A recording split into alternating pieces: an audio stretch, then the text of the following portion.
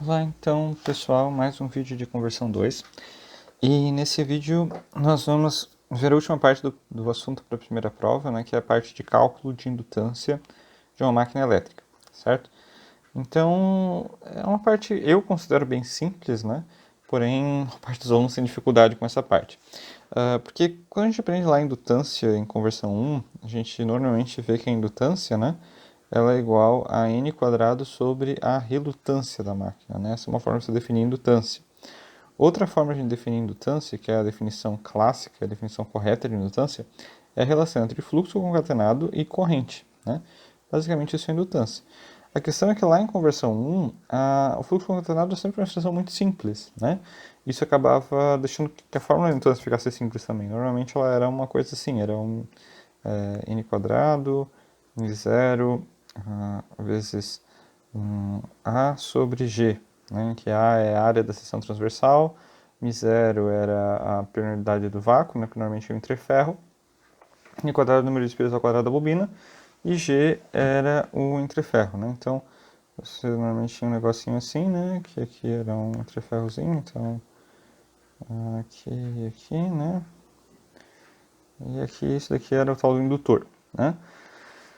Bem, a diferença é que agora a gente não tem um negócio assim, né? A gente tem um negócio, série de várias bobinas, exposição circular ou uma exposição aleatória, e a gente precisa entender qual que é a indutância dessas bobinas numa máquina elétrica. E além disso, a gente não vai ter uma indutância só, né? Porque como tem múltiplas bobinas, o fluxo que uma bobina gera pode ser concatenado por outra bobina. Isso vai criar algo que a gente chama de indutâncias mútuas, né? Então, além da indutância própria, que é o fluxo concatenado da própria bobina, propriamente gerado pela própria bobina, né? A gente vai ter indutâncias mútuas também, certo? Então, feito esse parênteses sobre a indutância, vamos para propriamente a indutância mesmo, né? Bem, então a gente vai construir uma máquina elétrica esquemática, né? O eixo magnético então da bobina, né? Sempre reforçando a importância de identificar a posição da bobina e a posição do eixo magnético, né?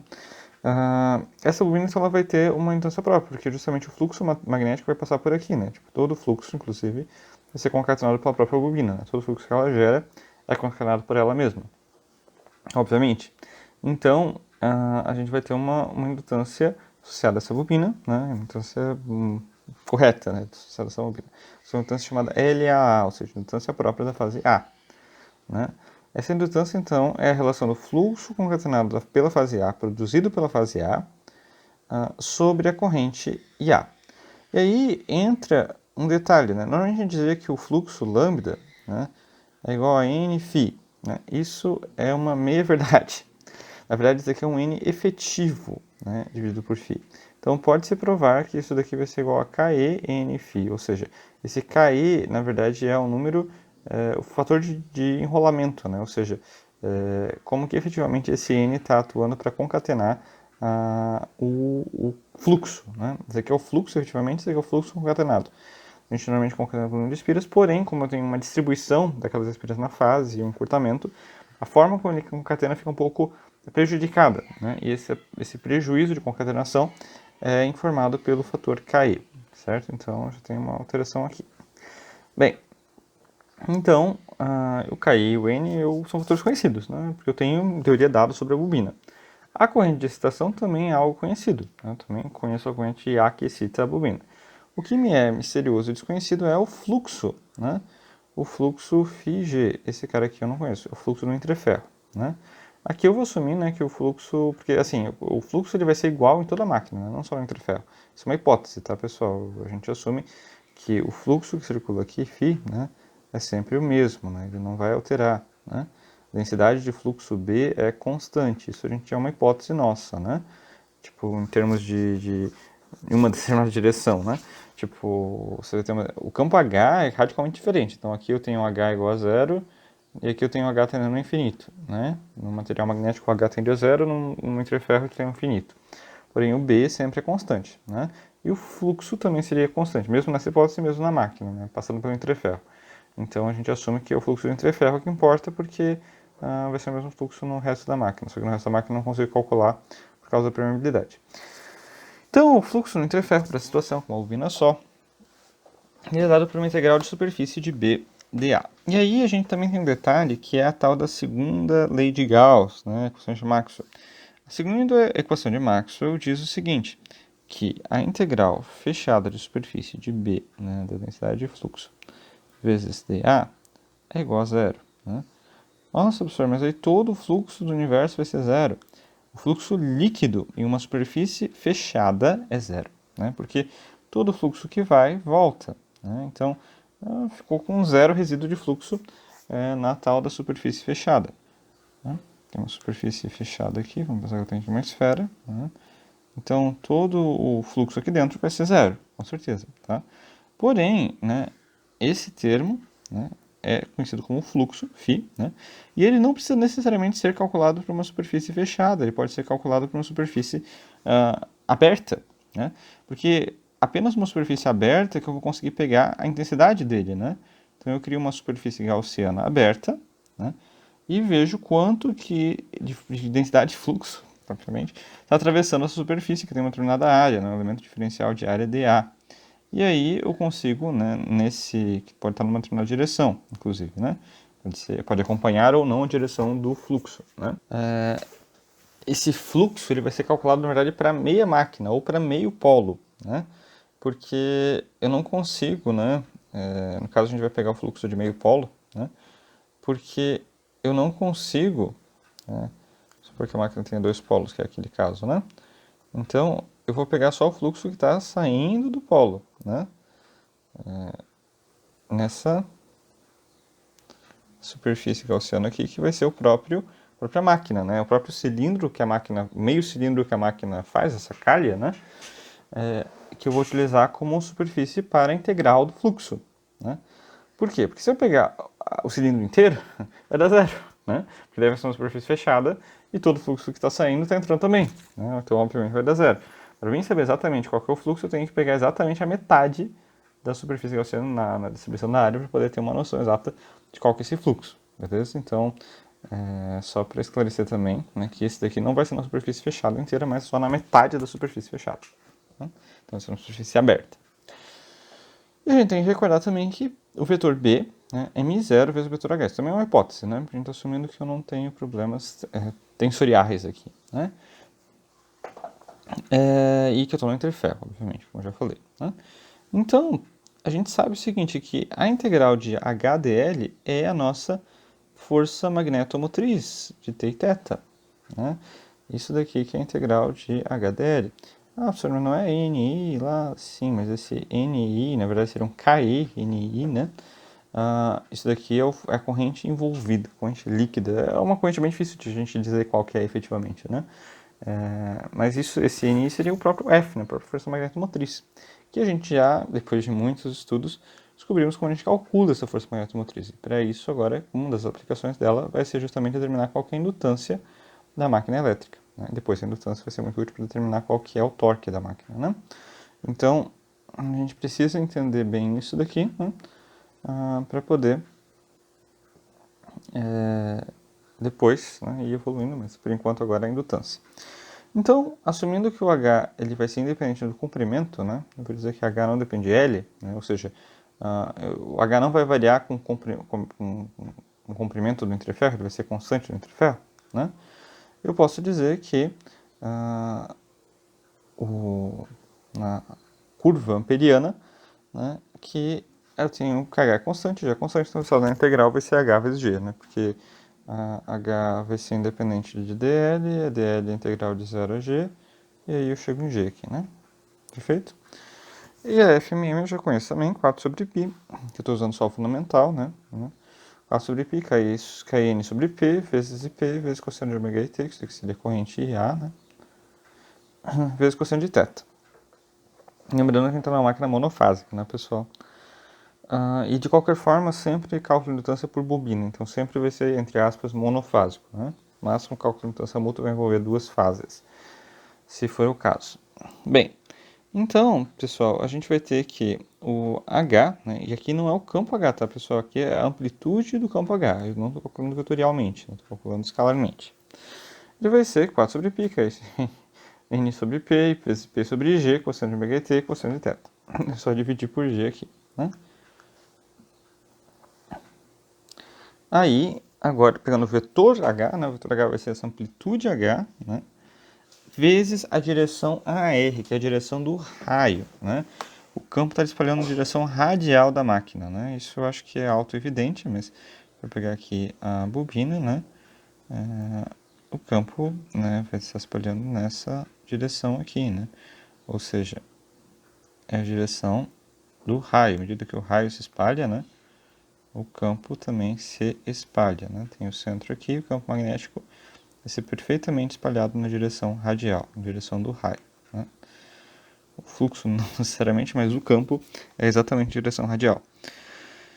Bem, a densidade de fluxo, então, né, vai ser no interferro M0 vezes H vezes a direção AR, né?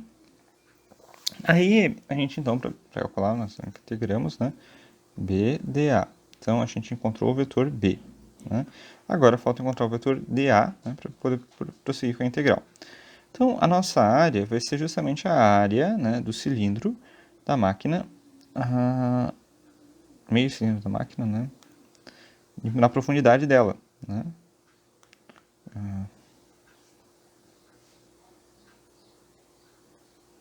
Certo?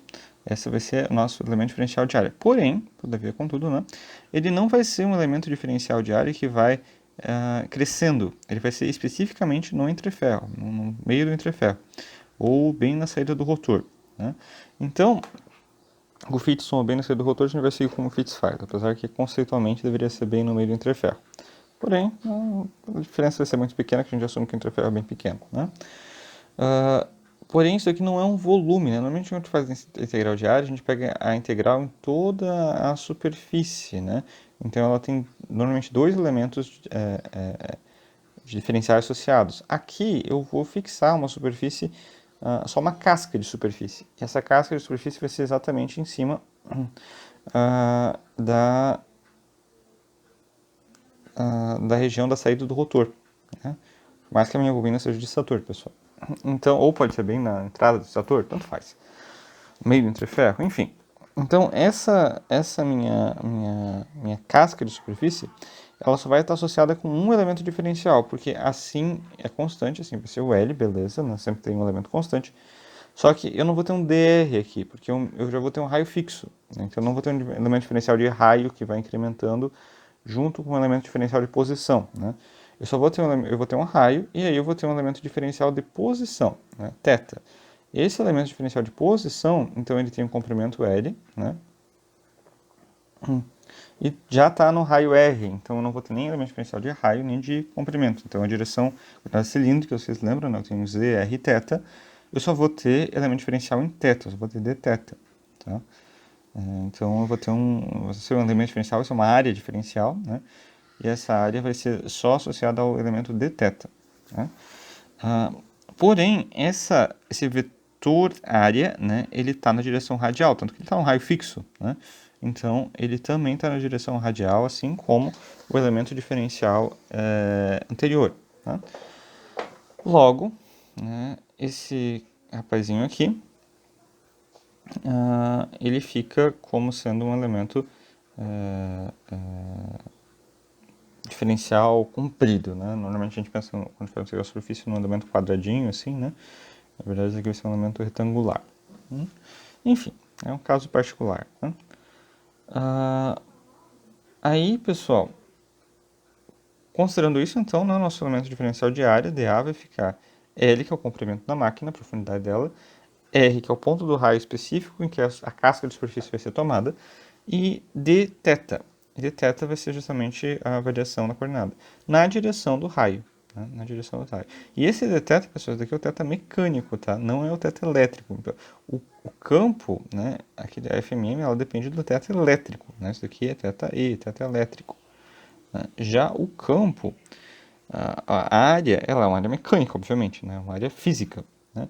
Então, ela vai depender do θ mecânico, θm, né? θm. Bem, substituindo todos os termos, né? Então, os limitantes, pessoal, vai ser de menos π sobre polo até π sobre polo. Por quê? Eu poderia fazer π sobre 2 até π sobre 2 e depois fazer a correção por polos, né? O que muitas vezes é feito. O Fitts, na sexta edição, faz assim, e na sétima edição ele já resolve assim de uma vez, né?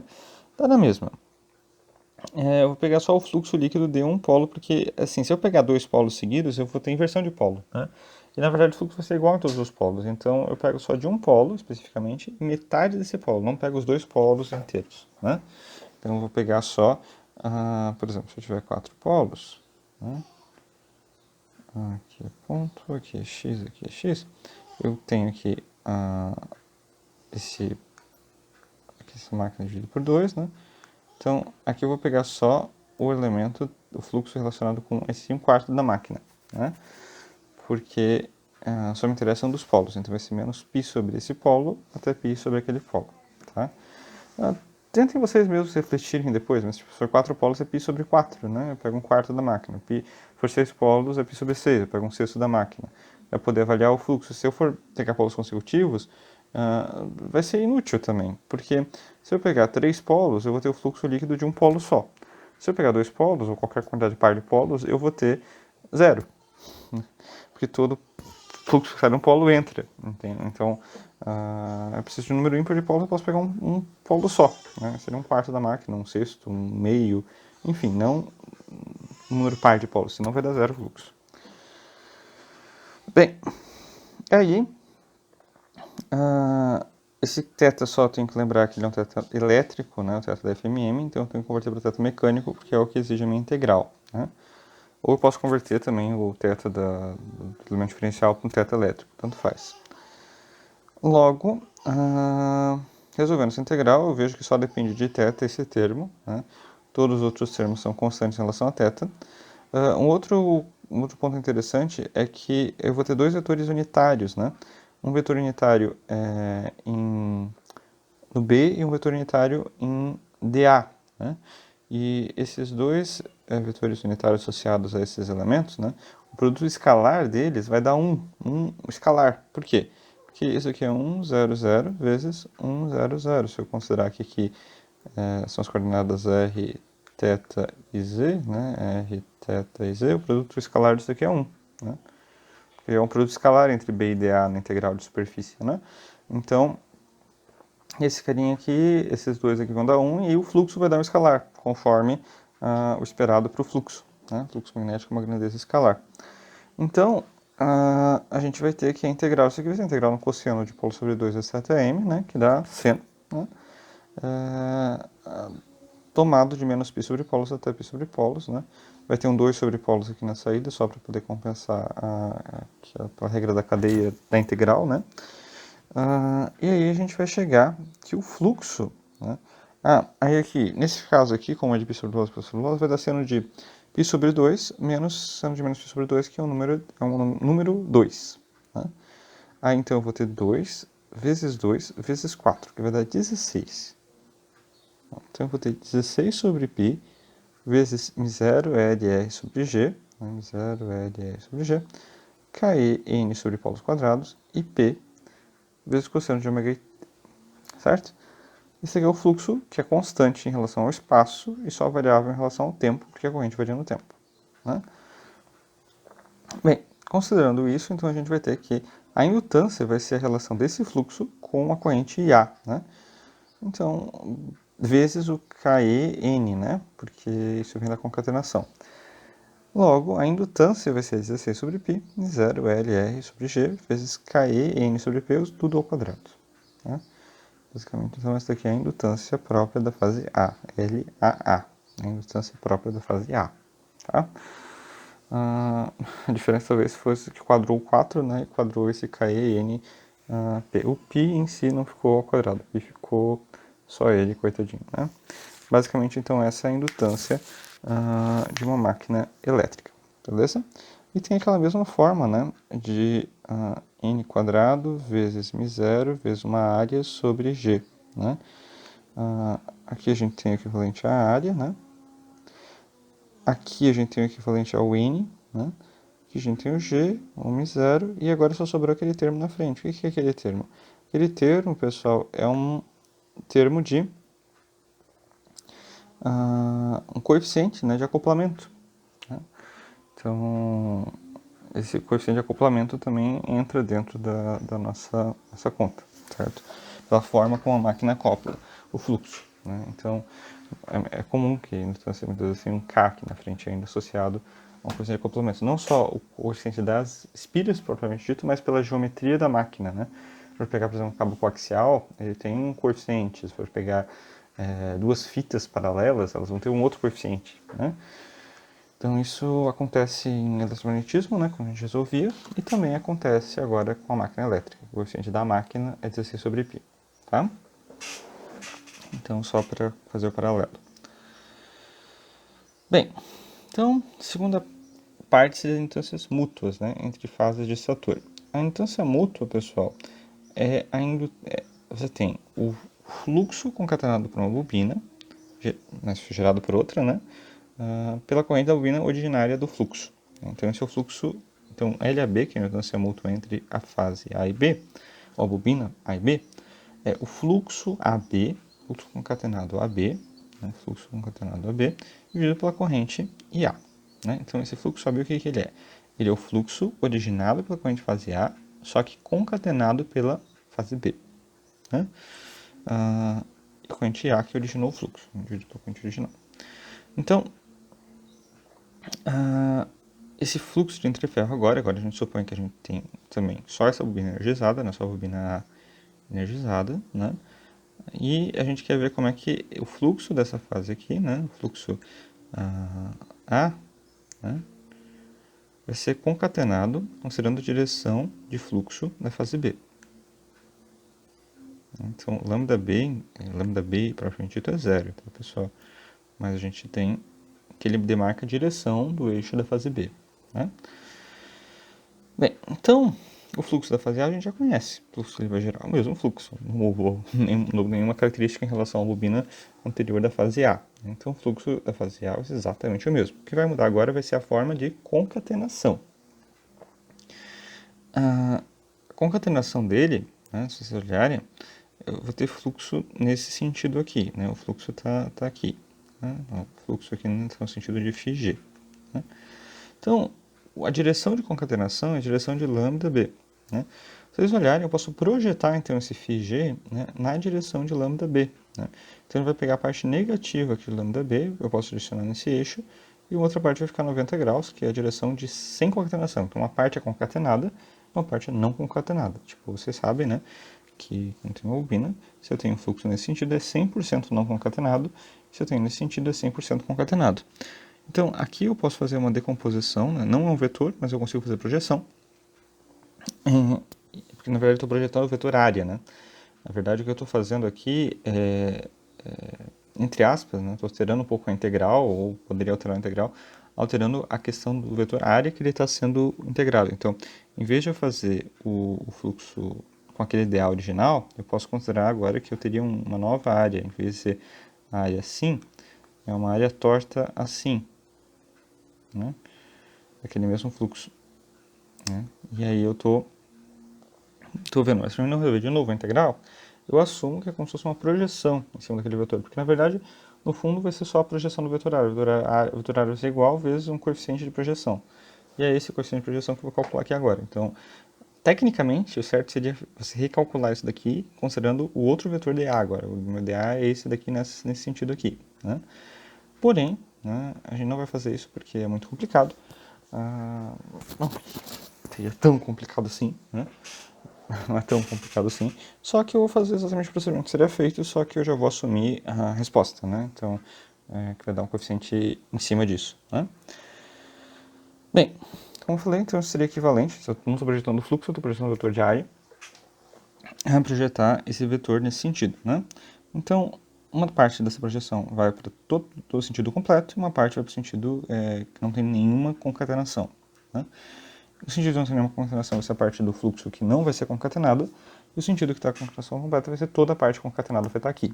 Né? Tudo que ele concatena está nesse sentido aqui, que é um sentido contrário à direção do fluxo original. Então, ele vai ter um negócio negativo, provavelmente. Bem, então, essa projeção aqui, ela é o cosseno, né, de π menos alfa s. Né? Cosseno de π menos alfa s é menos o cosseno de π menos alfa s, na verdade, porque está no fluxo ao contrário. Né? Menos cosseno de π menos alfa s é a mesma coisa que o próprio cosseno de alfa s, né? Que seria o ângulo entre as fases. Então, o fluxo AB, né, o lambda AB, ele vai ser o fluxo original vezes KEN, né, que seria o fator de concentração da bobina, né, das espiras, vezes ainda o cosseno de αs, que é em relação ao fator da área, né, da área que ela foi colocada. Logo, né, a gente vai ter que o fluxo lambda-b é C sobre π, L, R0 sobre G, KE, N sobre P ao quadrado vezes cosseno de αs e A vezes T. Dividindo por IA, né, a gente chega que a indutância vai ser exatamente a mesma coisa, contudo eu vou ter a multiplicação do cosseno de αs. E aí vamos supor, né, o caso mais comum, caso trifásico, em que o ângulo entre as fases seja 120 graus. Então eu só substituo aqui pelo cosseno de 120, que é menos meio, espero que todos saibam isso de cabeça. Cosseno de 120 é menos meio, então a indutância mútua entre as fases A e B numa máquina trifásica com separação de 120 graus entre duas fases de Sator é menos 8 sobre π LRm0 KEN sobre P ao quadrado. Né? E aí entra um detalhe bem interessante que é uma indutância negativa. Né? Lá em circuitos elétricos, né, vocês, vamos lá fazer lá um exemplo, né? Tinha um indutor aqui, um resistor aqui e tal. Aqui você tinha uma resistência de, sei lá, 2 ohms. Aqui tu tinha uma indutância de menos 3 mH. Você tinha isso. Poxa, nunca vi uma indutância negativa, sempre teve indutância positiva. Pois é, a indutância de forma geral sempre é positiva, a indutância própria, né? Porém, existe a tal da indutância mútua, né? E aí vocês vinham lá na indutância mútua,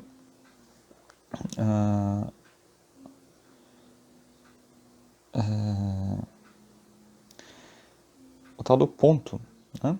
Aí tinha o sentido de ponto e não ponto, né? Então, o sentido da corrente se alterava dependendo de como esse ponto estava associado, né? Então, aqui é a mesma coisa, sinal de indutância mútua significa que o ponto está trocado, né? Significa que o sentido de concentração do fluxo é o contrário do sentido que o fluxo é gerado. É essencialmente isso. Por isso que a indutância mútua deu negativo. Porém, a indutância líquida total, ela tem que dar positivo sempre, porque você não está injetando energia no sistema, né? Você só está modificando ela, você não está injetando mais energia.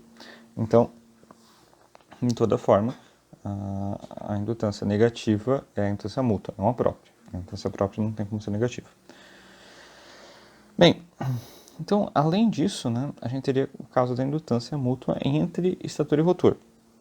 Além da indutância mútua entre fases de estator, a gente tem a indutância mútua entre fases de rotor, que seria análogo a casos de fases de estator, né, e entre fases de estator e rotor. Né? Então, nesse caso, o rotor da máquina ele gira. Né? Então, eu vou ter um ângulo θ elétrico, tá?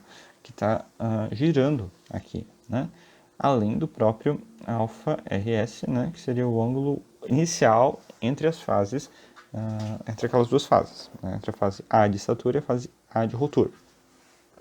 Então, tem um lambda RAR e um lambda AS, que são os eixos demarcadores das fases, sendo que esse eixo lambda AR é um eixo móvel, né? Um eixo girante. Ele se move na posição θ.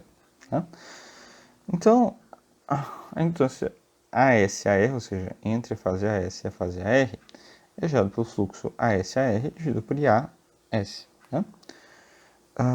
Então, o fluxo da fase AS, contado pela fase AR, ele vai ser exatamente o mesmo procedimento de determinação de fluxo das indutâncias mútuas. A única diferença é que agora, em vez de ter só o αRs, eu vou ter, além do αRs, um θ. Né? Então, vou ter θ mais αRs. Né? Essa vai ser a diferença entre os fluxos. Né? Esse θ vai variar. Por quê? Porque como a máquina está girando, essa indutância vai estar variando em função da posição. Então, essa indutância não vai ser mais constante, ela vai ser uma indutância variável em relação à posição. Não em relação ao tempo, mas em relação à posição. Então, agora a nossa indutância ASAR vai ser C sobre π, LRm0 sobre G. E aí tem uma outra diferença, porque eu tenho um KE de concatenação de rotor, um KE de concatenação de estator, um número de espiras de estator e um número de espiras de rotor, que não necessariamente são iguais. Né? No estator a gente sempre assume que todas têm o mesmo número de espiras e a mesma forma de concatenação, a mesma coisa no rotor, porém entre estator e rotor isso aqui não necessariamente é igual. Né? Sobre polos ao quadrado, a gente assume que o número de polos de rotor é igual ao número de polos de estator. Caso o número de polos de rotor e estator sejam diferentes, Aí a gente tem que também colocar polo de altura vezes polo de estatura, tá? Vezes cosseno de π mais alfa s. Beleza, então, pessoal? Basicamente, então, seria isso, né? Aí, uma máquina específica, só basta substituir os valores que a gente consegue encontrar as indutâncias respectivas, certo? Espero que vocês tenham entendido. Qualquer dúvida, vocês perguntem. E seria isso, então, da parte de indutância.